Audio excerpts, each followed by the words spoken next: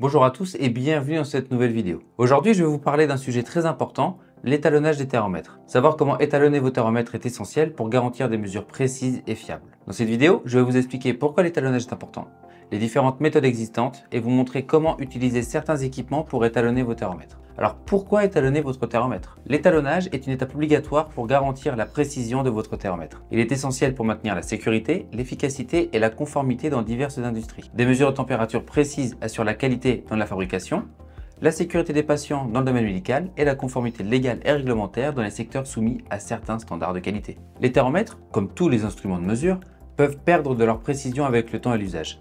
Un étalonnage régulier permet de détecter et de corriger ces dérives, garantissant ainsi que vos mesures restent précises. Commençons par l'équipement le plus simple, à savoir le bain de glace. Donc c'est le moyen le moins cher et le plus simple d'étalonner son thermomètre. Son seul inconvénient est qu'il n'est possible d'étalonner qu'une seule température, 0 degré. Donc pour ce faire, vous avez juste besoin de vous munir de votre bain de glace et de votre thermomètre à étalonner. Donc comment ça marche? Donc tout d'abord, vous avez besoin de deux ingrédients, de l'eau ainsi que de la glace. Donc pour commencer, vous devez remplir le bain de glace avec des glaçons jusqu'au petit tiret ici où c'est marqué Ice, comme ceci. Tac. Voilà. Et ensuite, vous remplissez le reste avec de l'eau.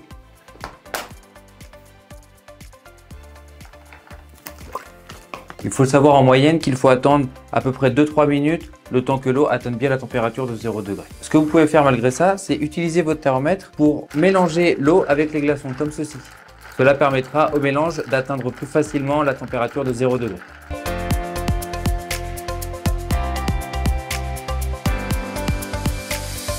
Il faut savoir également que ce thermomètre a une précision de plus ou moins 0,4 degrés.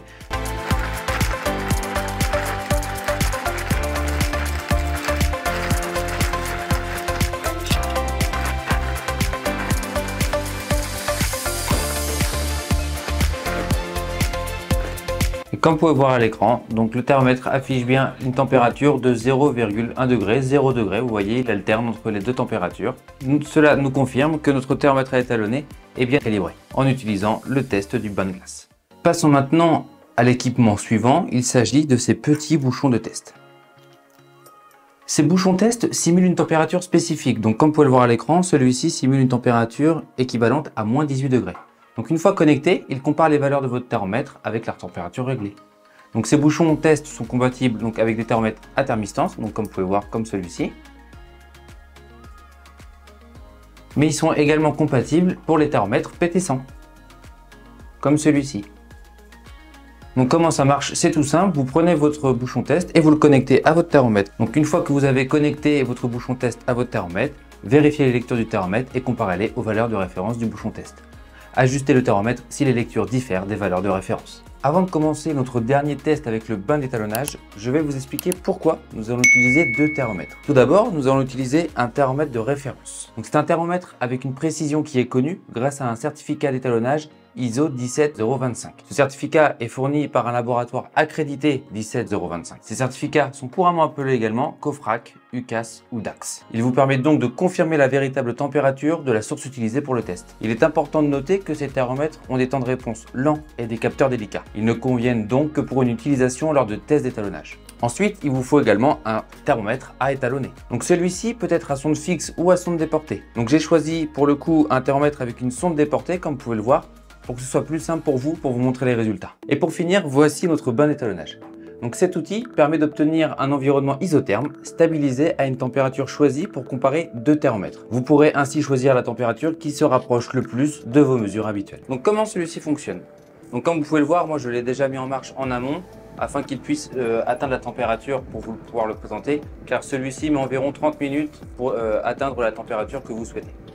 Donc tout d'abord, vous devez mettre de l'huile de silicone en soulevant cette petite trappe juste ici. Une fois que vous avez inséré votre huile, vous allumez votre bain d'étalonnage. Ensuite, grâce à ces deux petites flèches juste ici, vous réglez la température que vous souhaitez atteindre et vous attendez que le bain atteigne une température stable. Une fois que la température est stable, plongez les deux thermomètres à étalonner et de référence dans le bain d'étalonnage en vous assurant que les sondes soient bien immergées. Donc comme ceci. Donc nous allons commencer avec le thermomètre de référence. Donc nous le plongeons comme ceci, voilà. Et le thermomètre à étalonner.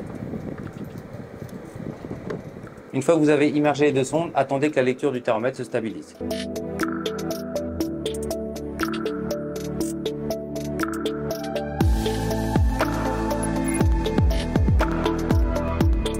Une fois que les deux températures se sont stabilisées, vous avez juste à comparer les deux lectures, donc celle du thermomètre à étalonner et celle du thermomètre de référence. Donc ici, vous pouvez bien voir, le thermomètre de référence affiche 50,9 degrés et le thermomètre à étalonner affiche 50,9, 51 degrés. Donc nous pouvons dire que notre thermomètre à étalonner est bien calibré. Si nécessaire, ajustez le thermomètre pour qu'il corresponde à la température du thermomètre de référence. Enfin, pour l'utilisation de chacun de ces instruments, n'oubliez pas d'indiquer sur un certificat la température mesurée, le numéro de série de votre thermomètre de référence et faites la même chose pour votre thermomètre à étalonner. Vous devrez indiquer la date de réalisation également. Étalonner votre thermomètre est un processus simple mais essentiel pour garantir des mesures précises. En utilisant le thermomètre de référence, le bain de glace, les bouchons de test ainsi que le bain d'étalonnage, vous pourrez facilement vérifier et ajuster la précision de vos thermomètres. Pour plus d'informations et pour vous procurer tous ces instruments, n'hésitez pas à aller sur notre site internet thermomètre.fr.